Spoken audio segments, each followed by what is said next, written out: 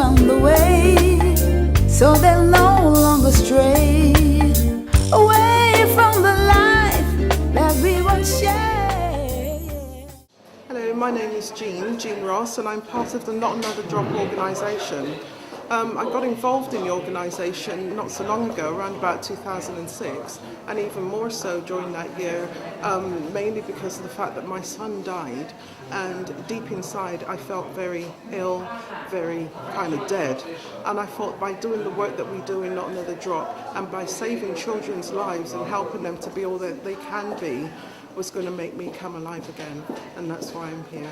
I'm here to hear what Dr. Joy has to say, and I believe this symposium is a very deep one, and it's one that we should all see.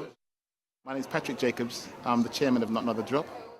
So what did you think about, you were one of the main organisers for this thing?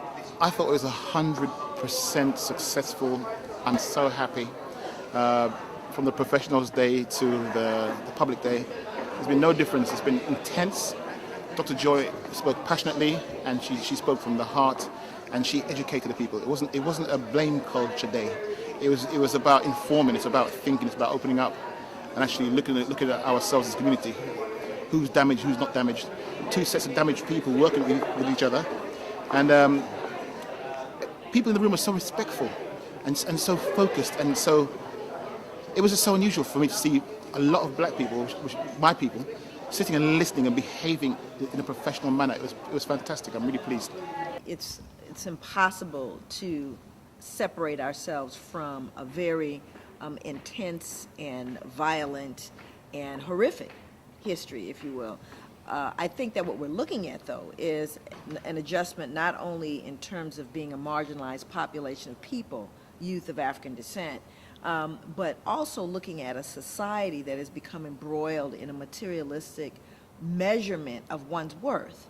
So if you take and you collapse into that poverty, marginalization, incarceration rates, differential treatment, racism, these kinds of things, you create a society of people who are not treated in the same manner that others are.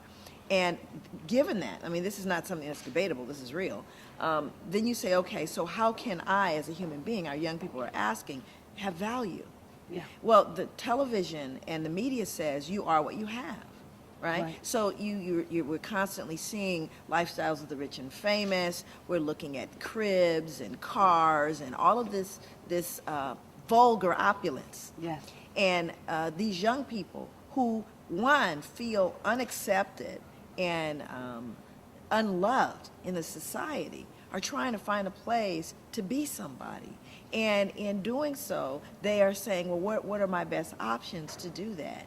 And they're saying by any means necessary, according to the media, whatever you can do, get your bling bling so that you can have value. But we have to understand they're now trying to wear their value.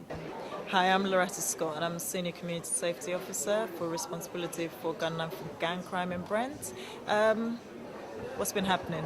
We've had 2 days of an inspirational speaker from the United States, Dr. Joy DeGruy-Leary, coming over to talk to us about some of the issues our children face, and those of us that are professionals working with the children give them a better understanding of those issues that are faced by those children, to start a process of healing and breaking the cycle of negative behavior.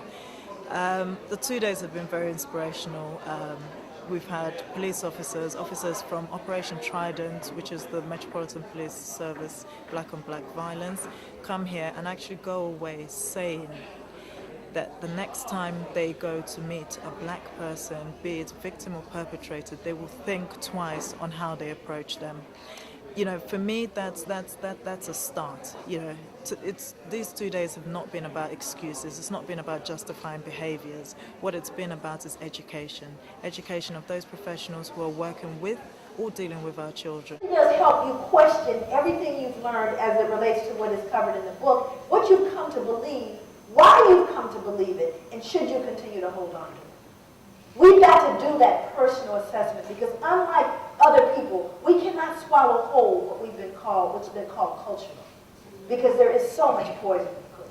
So we have to start taking that into account. We also understand this idea of historical trauma as it relates to victims of war, veterans. The term post-traumatic stress disorder was born from shell shock and the whole idea of veterans coming back after having experienced trauma, impacting their families, impacting their communities. We've looked at Armenian people. We've looked at almost every group of people as it relates to historical, multi-generational trauma.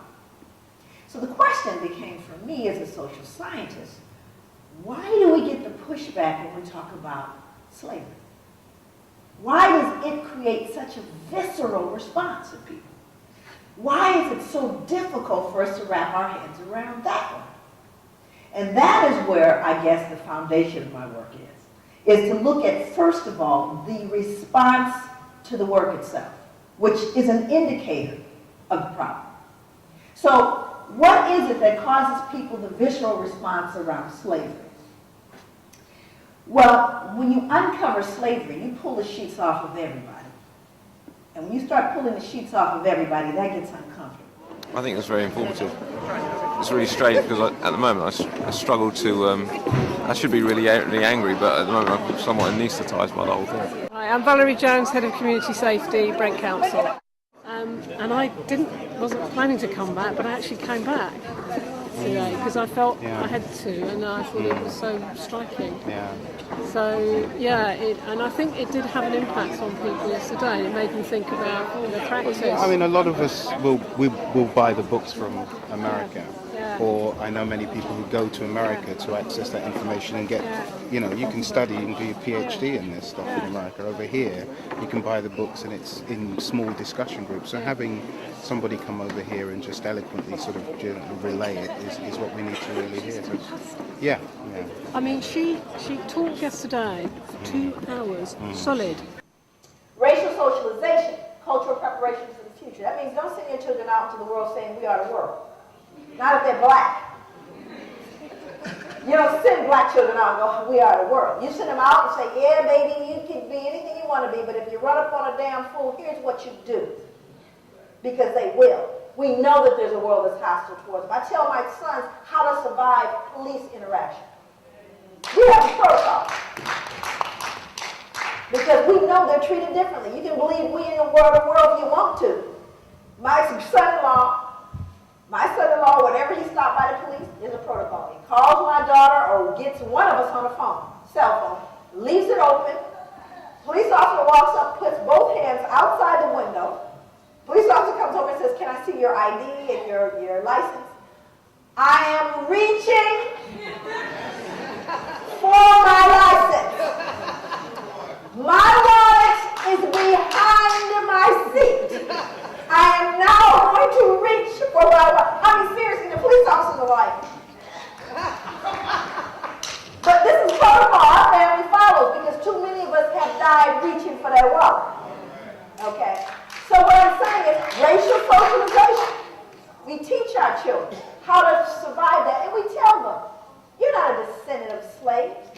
You're a descendant of the captured, freed men, women, and children. You come from a noble culture in our country. I wonder if we could truly say without any hesitation, the children are well. Yes, all the children are well. All the children are not well.